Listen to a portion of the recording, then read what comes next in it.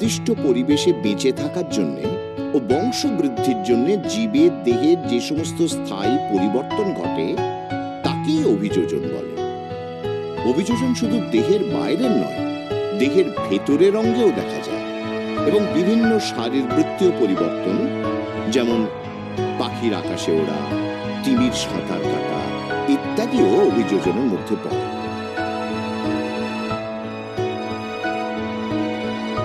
অভিযোজন উদ্ভিদেরও হতে পারে, প্রাণীরও হতে পারে। প্রথমে দেখা যাক উদ্ভিদের অভিযোজন। উদ্ভিদের কতগুলি অভিযোজন দেখা যায়, যেমন জলজ অভিযোজন, জাঙ্গল অভিযোজন, লবণাম্ব অভিযোজন ইত্যাদি। প্রথমে আমরা দেখি পদ্মের জলজ অভিযোজন। মূল জলে বসবাসকারী উদ্ভিদ হওয়ায় সহজেই জল সংগ্রহ করতে পারে, সুতরাং মূল সুগঠিত নয়, অস্থানিক। মূলরোম, মূলত্রাণ থাকে না। কেন? যেহেতু মাটির সাথে আটকে থাকতে হয় না এবং এর সংবহন কলা ও যান্ত্রিক কলা অনুপস্থিত। কাণ্ড কাণ্ডের ভার বহনের প্রয়োজন অত্যন্ত কম, তাই গ্রন্থিকাণ্ড। কাণ্ডের ত্বক কিউটিকল বিহীন মোম জাতীয় আবরণে আবৃত, রোম থাকে না। পাতা পত্রবৃন্ত দীর্ঘ, ফাঁপা এবং এখানে যান্ত্রিক ও সংবহন কলা থাকে না। পত্রফলক বড়, গোলাকার, সবুজ। এরাই শালক সংশ্লেষের প্রধান অংশ, জলের ওপর ভেসে থাকে। বাষ্পমোচনের অপ্রয়োজনীয়তায় পত্ররন্ধ্র সংখ্যা কম। ফুল পতঙ্গ পরাগী হওয়ায় বড়, উজ্জ্বল রঙের, পুষ্পাক্ষ হালকা অর্থাৎ বাতাবকাশযুক্ত। পুংকেশর অসংখ্য। বীজ শক্ত, অভেদ্য, হালকা এবং বহুদিন পর্যন্ত অঙ্কুরোদ্গম শক্তি রক্ষা করতে পারে। এই সমস্ত অভিযোজন বীজের বিস্তারে সাহায্য করে। এবারে ক্যাকটাসের জাঙ্গল অভিযোজন। মূল ঊষর মরু পরিবেশে বসবাস করায় এর মূলতন্ত্র সুগঠিত, মাটির গভীরে বিস্তৃত, মূলত্র এবং মূলরোম যুক্ত এবং বহু শাখা প্রশাখাযুক্ত। কাণ্ড কাণ্ড খুব ছোট, পুরু, জল সঞ্চয়ের ফলে স্ফীত ও রসালো। শালক সংশ্লেষের জন্য সবুজ পর্ণকাণ্ড। বাষ্পমোচন বন্ধ করার জন্য পুরু কিউটিকল অর্থাৎ মোম জাতীয় আবরণে আবৃত। জলের অভাবের জন্য ও সুষ্ঠু সংবহনের জন্য কাণ্ডের সংবহন কলা সুগঠিত। পাতা বাষ্পমোচন রোধ করার জন্য পাতা ক্ষুদ্রাকৃতি অথবা কাঁটায় পরিণত হয়। ক্লোরোফিল থাকে না। পত্ররন্ধ্র খুব কম সংখ্যায় উপস্থিত থাকলেও তা নিমজ্জিত প্রকৃতির।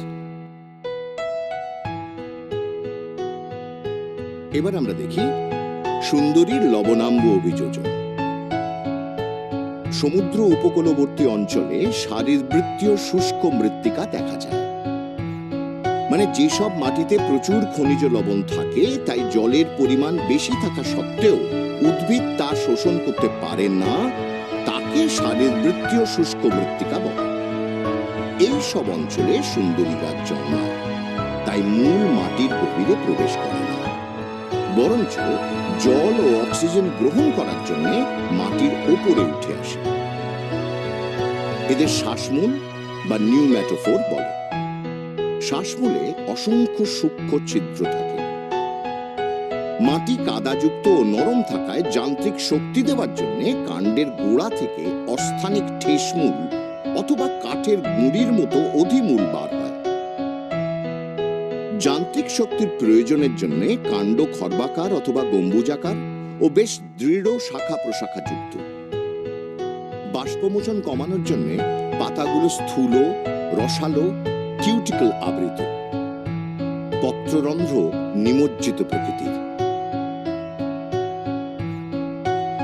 এবারে বিশেষ অভিযোজন, জরায়ুজ অঙ্কুরোদ্গম বা ভিভিপেরাস জার্মিনেশন। কিছু কিছু লবণাম্ব উদ্ভিদে একটি বিশেষ প্রকার অঙ্কুরোদ্গম দেখা যায়। একে জরায়ুজ অঙ্কুরোদ্গম বলে। এক্ষেত্রে মাটি লবণাক্ত ও অল্প অক্সিজেন যুক্ত হওয়ায় বীজগুলির গাছে থাকা অবস্থায় অঙ্কুরোদ্গম ঘটে। এদের মূলটি দীর্ঘ, সবল, স্থূল ও সূচালো অগ্রভাগযুক্ত বীজপত্রাবকাণ্ডে পরিণত হয়, যা মাটিতে পড়া মাত্র গেঁথে যায় এবং নতুন পূর্ণাঙ্গ উদ্ভিদে পরিণত হয়।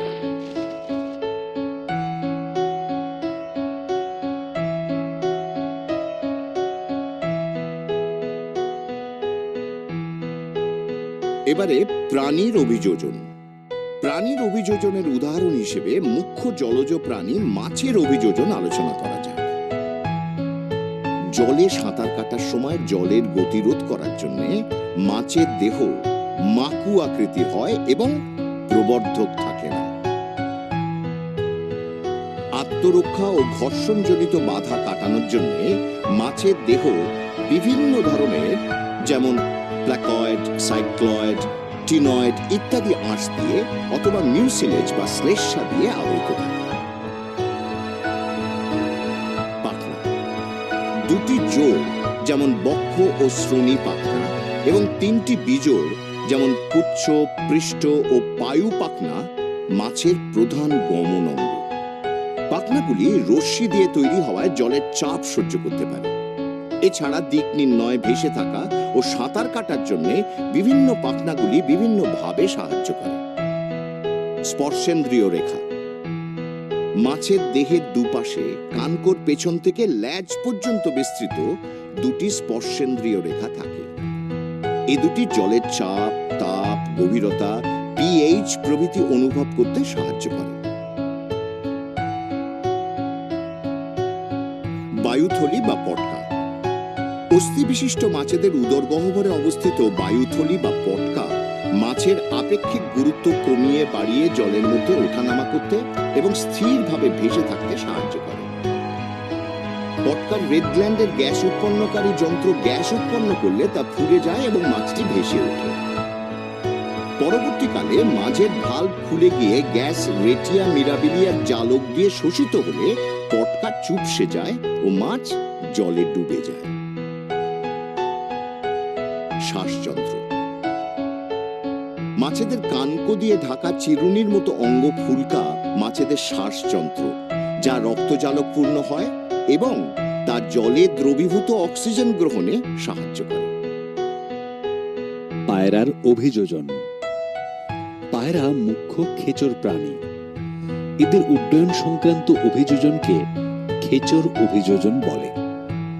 বৈশিষ্ট্যগুলি হল ডানা, দেহের অগ্রভাগ দুটি ডানায় রূপান্তরিত হয়েছে। ডানায় 23টি রেমিজেন্স পালক থাকে। উড্ডয়ন পেশি, ডানা সঞ্চালনের জন্য ডানার সাথে দেহের উড্ডয়ন পেশি স্তরে সঞ্চিত থাকে বাইরের পেক্টোরালিস মেজর এবং ভেতরে পেক্টোরালিস মাইনর।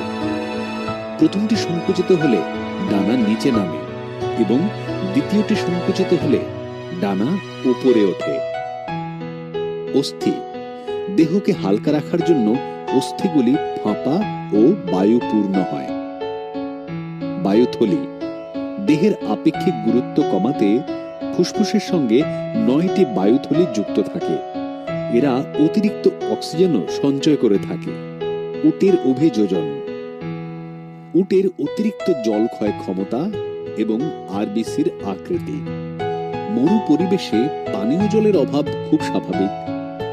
উট তার কুঁজে জমানো চর্বি জারিত করে প্রচুর জল, যাকে বলে বিপাকীয় জল, তাই উৎপাদন করে। উটের পাকস্থলীর অন্তঃপ্রাচীরে খুব বেশি সংখ্যক জলথলি নামক বিশেষ ক্ষরণ গ্রন্থি থাকে। এদের দ্বারা ক্ষরিত জল উটের বিপাকীয় স্বাভাবিকতা বজায় রাখতে সাহায্য করে। অন্যান্য স্তন্যপায়ী প্রাণীদের কলাকোষ ও প্লাজমা থেকে জল বেরিয়ে গেলে যেমন ডিহাইড্রেশনের ফলে মৃত্যু ঘটতে পারে, উটের ক্ষেত্রে তা ঘটে না। চর্বির জারণে উৎপন্ন বিপাকীয় জল তা প্রতিরোধ করে।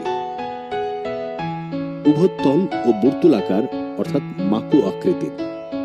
এর ফলে এরা সূক্ষ্মতম রক্ত জালকের মধ্য দিয়েও সহজে প্রবাহিত হতে পারে। প্রয়োজনে প্রকৃত আয়তনের তুলনায় 240% বেশি প্রসারিত হতে পারে। এতে সারা শরীরের জল পরিবহনের সুবিধা।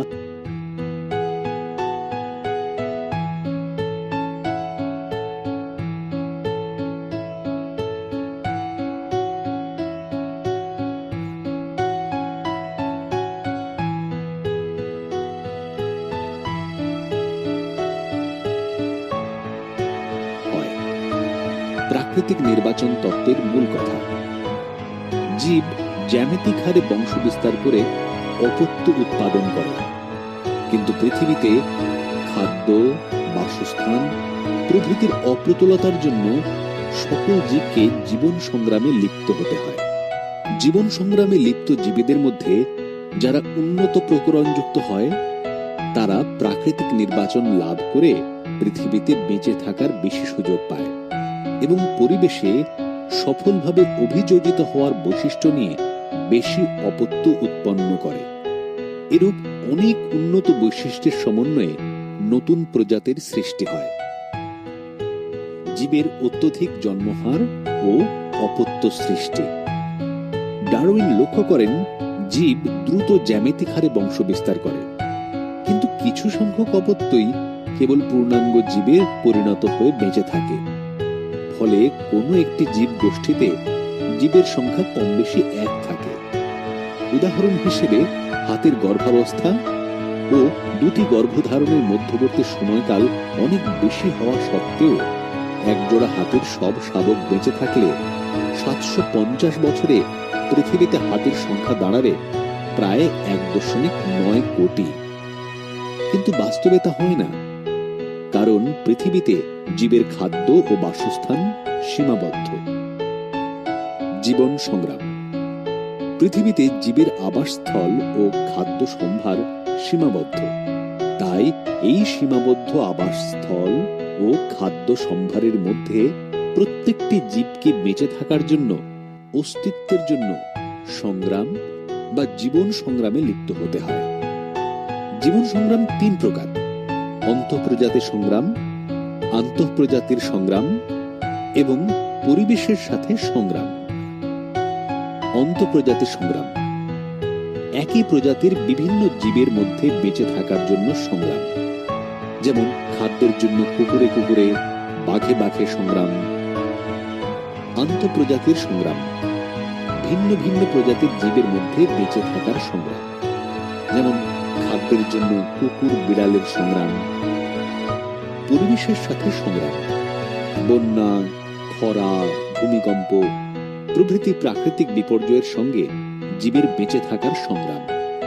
প্রকরণ বা ভেদ বা ভ্যারিয়েশন। ডারউইন লক্ষ্য করেন প্রজাতির প্রত্যেকটি জীবের মধ্যে কিছু না কিছু পার্থক্য আছে। দুটি জীবের মধ্যে এই ভিন্নতাটাই হল প্রকরণ। প্রাকৃতিক নির্বাচন। জীবের প্রকরণ লক্ষ্য করে ডারউইন তার মতবাদের উল্লেখযোগ্য মতামতটি দেন। অনুকূল প্রকরণযুক্ত জীব প্রকৃতির দ্বারা যোগ্যতম বলে নির্বাচিত হয় এবং উপযুক্ত জীব বেঁচে থাকে। অনুকূল প্রকরণের বংশানুক্রম। প্রকৃতির দ্বারা নির্বাচিত এইসব জীব পুনঃ পুনঃ বংশ বিস্তার করে সংখ্যা বৃদ্ধি করে। অনুকূল প্রকরণ বংশানুক্রমে সঞ্চারিত হয়। নতুন প্রজাতির উৎপত্তি। প্রাকৃতিক নির্বাচন লাভ করা এই জীব গোষ্ঠীর মধ্যে অনুকূল প্রকরণগুলি বংশ পরম্পরায় সঞ্চিত হওয়ার ফলে একসময় পূর্বপুরুষ থেকে আলাদা হয়ে যায়, অর্থাৎ নতুন প্রজাতির সৃষ্টি হয়। এইভাবে ধীরে ধীরে অপেক্ষাকৃত উন্নত জীব সৃষ্টির মাধ্যমে বহু বছর পর সৃষ্ট জীব আদি পূর্বপুরুষের চেয়ে অনেক উন্নত ও আলাদা হয়। ডারউইনের মতবাদ প্রকাশিত হওয়ার পর জীববিজ্ঞানীরা প্রাকৃতিক নির্বাচনকেই অভিব্যক্তির মূল কারণ বলে চিহ্নিত করেন।